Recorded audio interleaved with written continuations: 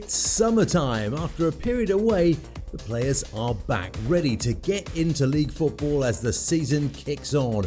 We're at the halfway point and the title race is back on centre stage. So get ready for a spectacular second part of the J1 League right here on the J1 League Goal Zone. All clubs back in action after the international break. Kashima at home against Kyoto, Vissel on the road to Kashiwa, while Frontale hosted Consadole, and the Marinos paid a visit to Osaka for their match against Gamba. Over in Kashima, the Antlers hadn't found a win in 3, and they'd be hoping to respond positively when they return to action against Kyoto. The visitors, with only 1 win in 7, and have lost their last 3 on the road. It was only a few moments later though when Kyoto had their first opportunity. From the corner, Peter Utaka meeting that one first time, well saved by Kwon Sun-tae. An encouraging start, but it wasn't until 2 minutes before the break that our next highlight came. Takuya Ogiwara fumbles his control of the ball, Ayase Ueda pounces, and he really should have done better. This one saved by Kami Fukumoto's face. Into the second half now, and from the corner, Kaika jumps unattended, attacks the ball really well, and that's the opening goal for the Antlers.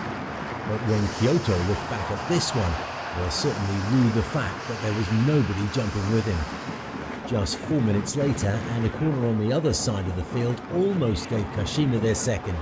The ball falling beautifully for Keigo Tsunemoto, Kyoto's Rikito Inoue in the right place at the right time, and his head to that ball. The Antlers take maximum points with a 1-0 victory. Shonan had been picking up some steam before the break, 2 wins out of 3, and they were now faced with a Tokyo side who were gunning for a top 5 position.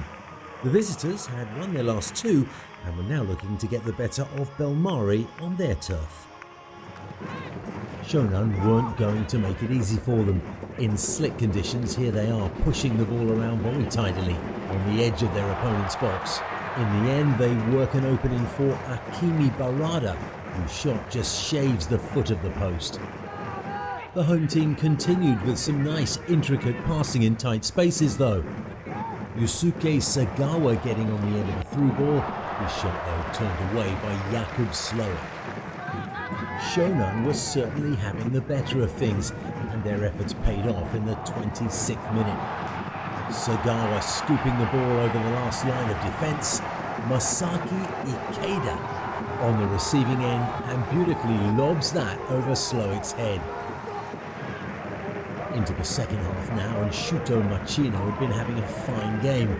He causes a distraction by running over the ball, and while everyone then expected Daiki Sugioka to play the ball into the box, he goes the other way round the wall, and Slowick does well to get his right hand down to it. With 20 minutes left and the rain continuing to pour, Shonan, 1-0 up, found themselves with a corner in the 70th minute. Sugioka spots the near post run from Machinho, who glances that one past the goalkeeper, and it's 2-0 to the home team. Here in the 95th minute, Tokyo certainly were looking like a beaten team. One chance for some consolation though. A Dialton finds Yasuki Kimoto at the near post. It's a crowded penalty area. He manages to get a foot to it, and it goes the wrong side of the upright. All 3 points then for Shonan. Staying at the bottom of the table, Shimizu's wretched run of form continued as they failed to win for the 5th game in a row. The break could have served them well though, but Avispa were also looking to improve on their own recent form, having won just once in 5. Then Mascarenhas with your commentary. Ball restored there for Thiago. Yuki Goto gets in. And that's the first one, slipped in ever so easy. What an absolute effort there from Kenta Nishizawa. Well, taken totally by surprise, Masaki Murakami and Espals have got the lead. Tsuta receiving it back from Shirasaki. Nishizawa. Thiago, bang on target! That is a bullet from the head, and it's finally the 4th goal of the season for him. It's now 2-0. Well, just taking Murakami by surprise there. It's not the most flamboyant goal. So Wispa Fukuoka still searching for those answers in today's game. Here's Lukian. We'll just ambush there. And that's it. Sneaky is as sneaky does it. Well, in all that skirmish, you needed somebody to step up. And that's really what you require. Yamagishi right around the area, chanced upon that ball lying loose and has sent it home. It's now 2-1. Well, that's a decent enough setup and a chance here for a third goal! Straight past Murakami. And he's done it well. Lovely finish there from Kaloli. And appreciation there for that assist. It's now 3-1. Well, lovely little setup. And this is what you call really smart play, Thiago. Putting that right in the path of Kaloli. That's a decent layoff. All it needed was a slight nudge. And that's pretty much it, as Hiroyuki Kimura, our referee, well, blows the whistle. And that's how it's finished. Shimizu S-Pulse 3, Avispa Fukuoka 1. Another side at the bottom, Jubilo, had just one win to their name from 6. They'd be looking to get back on track, but a tough task laid ahead against Sagan. The away side had just one loss at 8 and would be fancied in this one. But what a magnificent start it was for Jubilo, getting all of their hard work done almost in the first quarter of the game. A bizarre goal kicked things off in only the 8th minute. Goalkeeper Park Il-gyu attempting to clear, finds himself in immediate danger. The ball is pumped straight back towards his goal. Fabian Gonzalez is on the end of it. It's a 4-man foot race to see who will get to the ball first. It is Gonzalez, and that's 1-0. 5 minutes later, and they would have a second. Norimichi Yamamoto sends the ball into the box. The defender can't quite make an interception. Naoki Kanuma picks it up, supplies Gonzalez, and that's his second goal of the game inside the first quarter of an hour. The hosts' excellent start to this contest continued in the 27th minute. A superb cross from Rikia Uehara. Good enough for Naoki Kanuma to dive at it. He gets his head to the ball, past Park in goal, and it's 3-0. With moments to go before the half-time whistle, Sagan thought they'd found a possible way back into this game. On the right wing, Yuto Iwasaki picks out an unmarked Yuki Horigome. His centre hits a defender and looks like it's going in. Although he didn't know much about it, Taisei Miyashiro actually got the last touch, but upon video review, it became obvious that it had hit his hand and therefore couldn't be counted. 8 minutes into the second half though, and finally Sagan got off the mark. Good work from Yuji Ono and Yuki Kakita. Miyashiro this time gets the ball over the line, and the referee's quite happy with it. It would certainly be a tough ask for Sagan to get back into this one, but they were prepared to give it a go. Ono with a cross that goes over everyone's head except Kentaro Moriya at the far post, and Yuki Miura in goal, palming that one over the crossbar. It would end up being a fine day for Jubilo though, and they almost managed to get a fourth. Ryo Haman getting his ball with the back to goal. A good turn from him, but he brushes his shot wide of the far post. 3 goals though, good enough for the home team, and that means 3 points. Back-to-back successes for Kashiwa meant they were now unbeaten in 3 and had only lost once in their last 6. A chance to build on that streak as they hosted Kobe. The visitors still parked at the bottom of the league with only 2 wins. Here's Rish Roshanron. Shiishi. It's on his back. Oh, lovely. Touch in behind for Sakai, who's laid it on to Hashimoto. It's a fine finish for Kento Hashimoto, and just like that, they found the spark that has given them the lead. A lovely passing move from Vissel Kobe. Takahashi who in turn finds Ominami. Again, another lovely Lovely pass straight through into the feet of Kaito Mori, who spreads it out wide to Mitsumaru. First time cross. Great touchdown by Koyamatsu. Shihashi! That's a delightful strike from Keiya Shihashi. The 24-year-old gets his first goal of the season. Just have a look at this wonderful camera angle. And into the back of the net. Lovely take by Koyamatsu initially of that first time cross from Mitsumaru. There's an acres of space. Sent a beautiful first time cross in. Oh, lovely work. Kashiwa once more. Strong challenges come in from Kikuchi. On Toshima and Ryuji Sato. Well, it's inside the box. And if he's decided that that's a foul, then it should be a penalty. Let's see what he's decided. Well, he's given the penalty. And he's put it away, Matteo Savio. He's gone the same side, but he's lifted it over the goalkeeper. And that's his 6th goal of the season. And a bit of pressure from Vissel Kobe. Nelsinho has responded with those changes. Either way, Kobayashi, the shot comes in off the post! It's 3-1! How about that? Yuki Muto, the substitute off the bench. What an impact he's made. A very satisfying result for the home team, Kashiwa. The 9th win of the campaign. And it ends here, Kashiwa Reysol 3, Vissel Kobe 1. Another defeat, and that's the 10th loss of the season for Kobe, the most in the league. Time for a break now. We'll turn our attention to the top of the table when we return. Stay with us.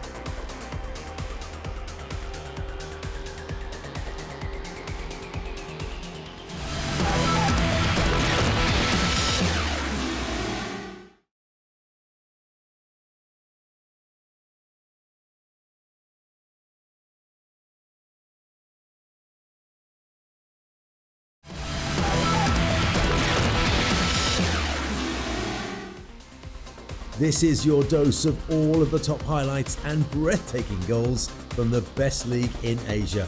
Top flight action from Japan. Stay in your seats because we've got a 7-goal thriller coming right up. Kawasaki had hit a rough patch just before the break. No wins in 3. An opportunity to respond with Consadole in town, with the visitors having conceded 10 goals in their last 2 outings. Frontale with a point to prove then as they look to keep pace in the title race. Mark Richmond has your commentary. Haul themselves back into a title charge this year. Koroki dropped off, and then they had players right in front of Koroki and options as well. Komai is one of them. It's an opportunity for the opening goal, and it's been scored by Aoki. Kawasaki Frontale yet again shoot themselves in the foot and have conceded. And Consadole Sapporo score their first goal.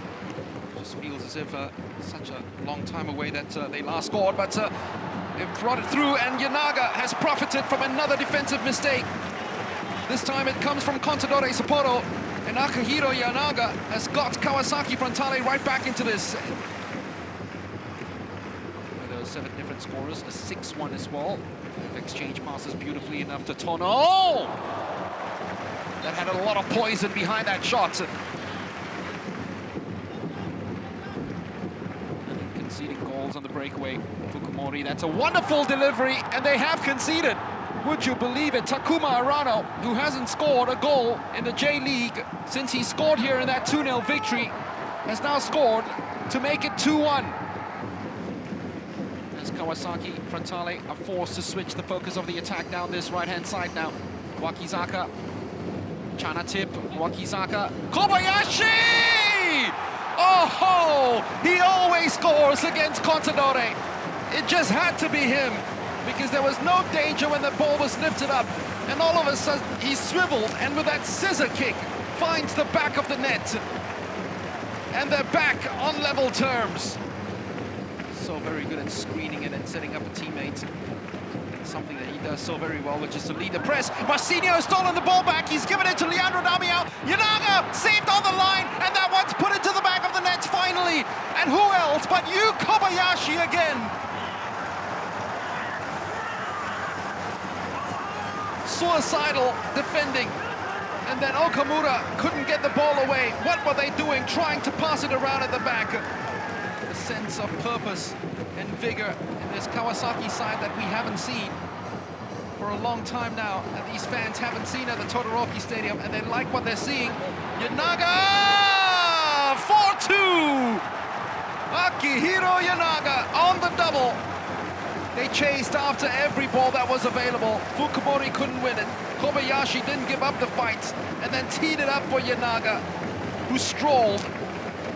It is Yanaga after all. He strolls, and he just glided past one and then through the keeper's legs.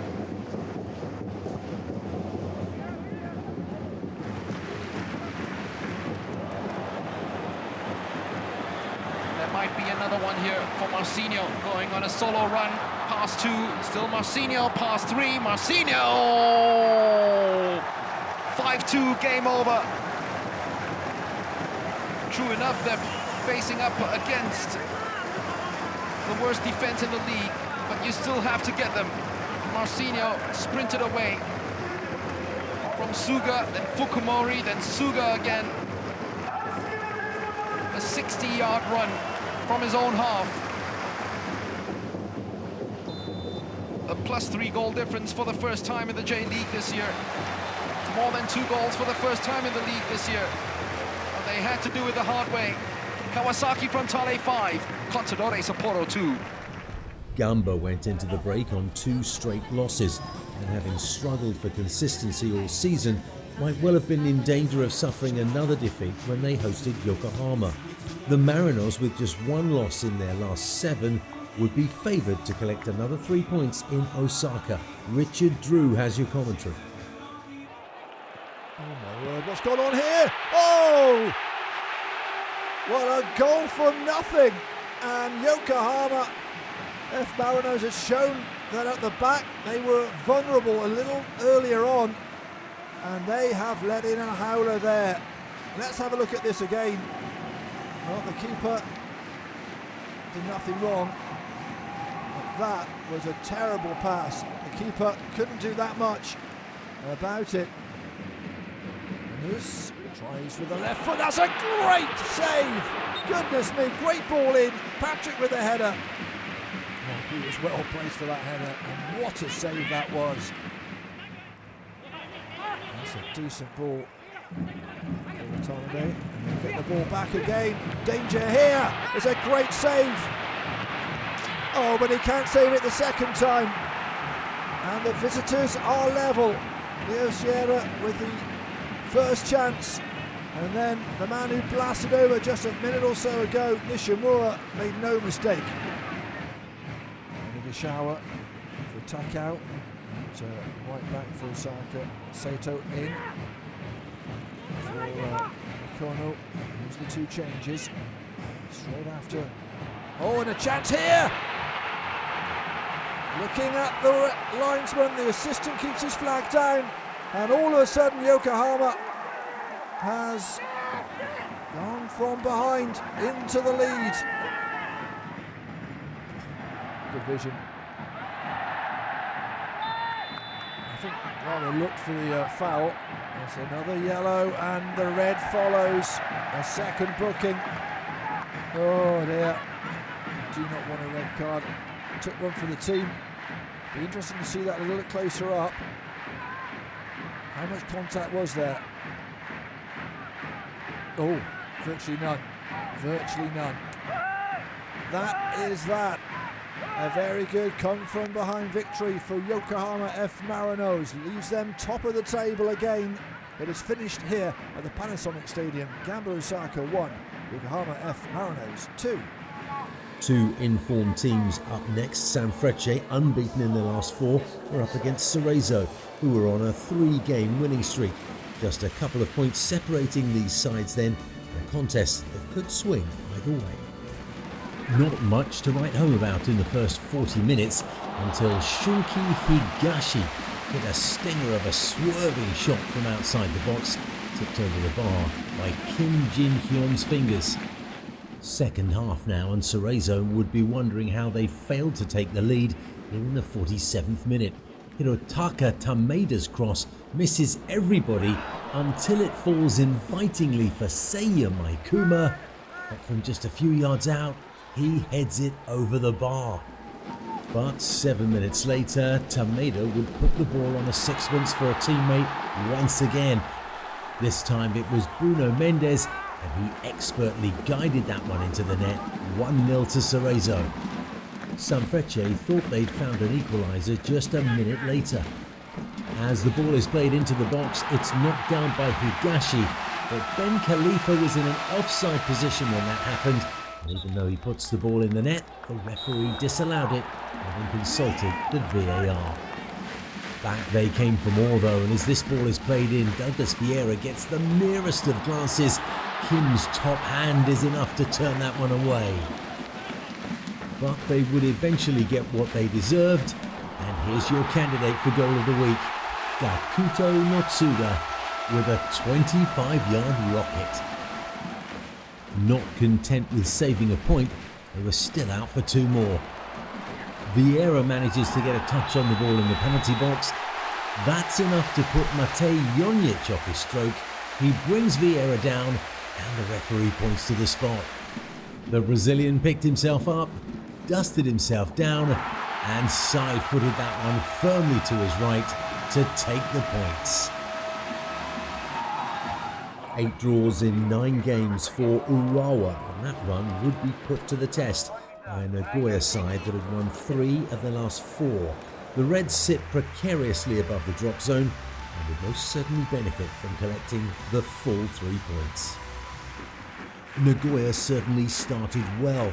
Mateus Castro going down the left-hand side. Sho Inagaki rushes onto this one, hits it first time, and Shusaku Nishikawa's legs save his side. Buoyed by that goalkeeping effort, Urawa turned defence into attack. 16 minutes later, from the corner, Alexander Scholz pops up in a crowded box and heads home for 1-0. 2 minutes later, and it's another corner on the same side of the field. This time they go towards the near post, and it's headed on to the back stick where Atsuki is unmarked. Urawa are 2 goals up. They haven't found themselves in the lead too often this season, but you wouldn't know it looking at their form here in the 36th minute. Takahiro Sekine gets the ball on the edge of the box, plays a fine 1-2 with Ito, finishes smartly, and now they're 3 goals to the good. And they managed to defend that scoreline for over 50 minutes until a rush of action in the final few moments. First here in the 89th minute when Yuki Soma cuts inside and then curls one just beyond the far post. But only 3 minutes later, and Urawa were looking for a fourth. Takahiro Akimoto getting up well to see his header crash off the crossbar. And then in the 94th minute, Kai Matsuzaki's shot denied by the post before David Carlson's follow-up effort is saved by the goalkeeper. The draw specialists bag themselves a rare win. Here's a look at all of the results for you then. Kashima keeping the title race hot with a 1-0 win over Kyoto, a 4th victory of the season for Shonan and Shimizu, taking all 3 points at home. Kobe succumbed to another defeat, losing 3-1 in Kashiwa, while Kawasaki thumped Sapporo 5-2. The Marinos took a 2-1 win on the road against Gamba, and Sanfrecce got the better of Cerezo for their 4th win in 5 games. Yokohama keep their place at the top of the table, still leading by a solitary point. Kashima remain in 2nd with Kawasaki right behind them, a slender goal difference separating the pair. Sanfrecce's win saw them leapfrog over Cerezo into 5th, and they lead by a point. Jubilo managed to edge away from the drop zone with their win and sit in 14th, while Gamba dropped 2 spots closer to danger. Shimizu and Shonan both picked up massive wins, but are not out of danger yet, each side on 16 points. Kobe digging themselves further into the relegation hole after they failed to avoid defeat once again. With that, it's time for us to say goodbye on this edition of the J1 League Goal Zone. We hope you enjoyed every moment of the action from the pitches of Japan. My name's Steve Dawson, and we'll see you next time.